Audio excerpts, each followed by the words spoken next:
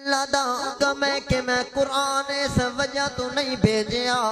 اے میں دین حق اس وجہ تو نہیں بھیجیا کہ ابو جہل تو مغلوب ہو جاوے، ابو لہب تو مغلوب ہو جاوے، عتبہ شیبہ تو مغلوب ہو جاوے، عرب دے کافرہ تو مغلوب ہو جاوے۔ نانا میں قرآن جڑا بھیجیا اس وجہ تو بھیجیا ہے لیظہرہ علی الدین کلی، کہ سارے دینات غالب آ جاوے۔ اور اس آیت مبارکہ دیتا ہاتھ سورۃ الصف والی آیت، سورۃ الفتح والی آیت، سورۃ التوبہ والی آیت، تین آیات دیتا ہاتھ علامہ عاشور رحمت اللہ علیہ نے اپنی تفسیر التحریر والتنویر، حافظ ابن کثیر رحمت اللہ علیہ نے اپنی تفسیر ابن کثیر، اور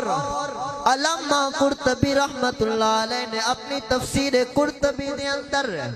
اس آیت مبارکہ دے تحت ایک حدیث نقل فرمائیے، بڑی خوبصورت حدیث، بڑا خوبصورت موازنہ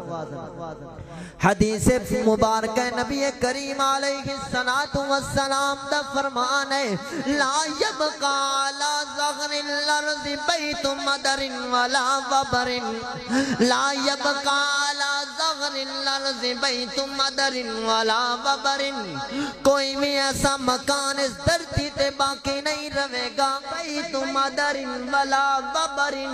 نہ ہی پکا مکان نہ ہی کچا مکان، الا ادخلہ اللہ کلمۃ الاسلام، مگر اللہ اپنا دین داخل کر کے چھوڑے گا۔ ایتو مدرن ولا وبرن، مدر اس مکان نو کہندن جڑا مٹی دا بنیا ہوئے یعنی پکا مکان، اور وبر کہندن جڑا چمڑیاں دے نال خیمے وغیرہ بنے ہوندن،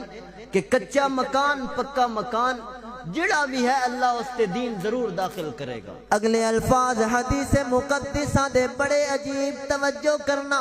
فرمایا بعز عزیز او ذل ذلیل، عزت والے عزت پا جان گے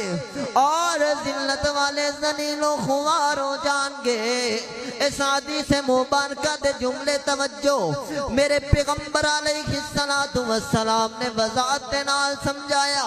جڑا اسلام دین حق قبول کر لے گا او عزت پا جاوے گا، جڑا دین حق تو منہ موڑ لے گا او ذلیل و خوار ہو جائے گا۔